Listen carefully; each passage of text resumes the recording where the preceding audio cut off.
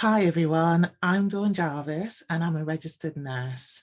And on this channel, I talk about health and well-being for entrepreneurs. But I'm not going to talk about that today. I'm going to talk about the slap that has reverberated around the world and the impact that that has had for women who were suffering from hair loss and alopecia. The Oscars in 2022 was overshadowed by the stunning sight of Will Smith slapping Chris Rock after he made a joke about his wife, Jada Pickett Smith. Acres of column inches video memes have followed the response to the ultimate heckle. There has been justification, false equivalency, whataboutery, race implications and gender implications. Interestingly, I've also had a question about the right to be safe at work and the right to not fear having your colleague, and I'm going to quote Chris Rock here, slap the shit out of you. There has also been talk about how Chris Rock has saved the Oscars with his dignity and composure. Nobody hates Chris, it seems. There have been tears, apologies, and resignations. Some might say, who cares? Everybody has something to say about this. I've obviously spoken to all of my friends, I've looked at the WhatsApp groups, I've read everything on the internet, on Twitter, on Facebook. It doesn't seem that the media hype around this is going to stop anytime soon. Whether you care or not about celebrity shenanigans and Hollywood politics, I defy you not to have an opinion about this.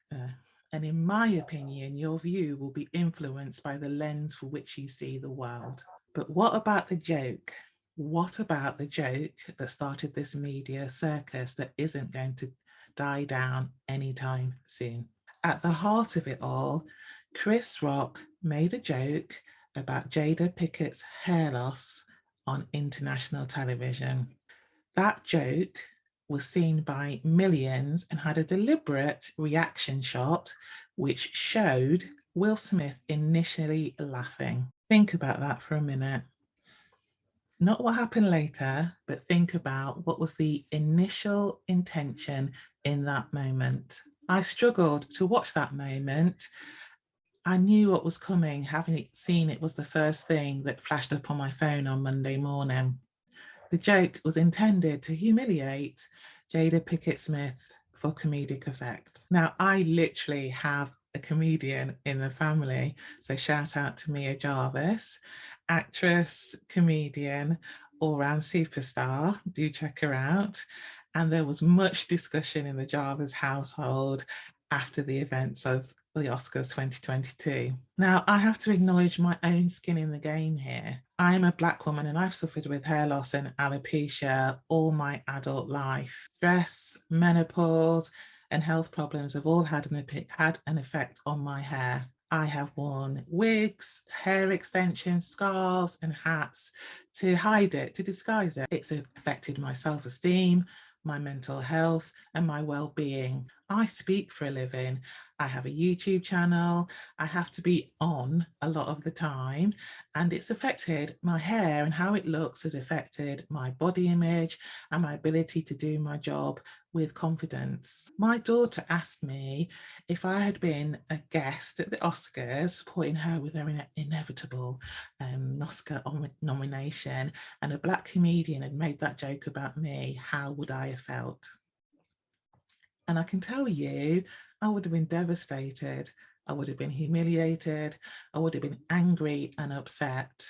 I can't tell you, it would have affected me in a massive and huge way. I get upset even thinking about it. I know it may be unlikely, but I did get upset. I know that comedy is about laughing at yourself and laughing at others. I also know that comedy is rooted in humiliation and shame. That's the whole point of it. You know, the studies about it. You know, what is comedy about? Why do we laugh?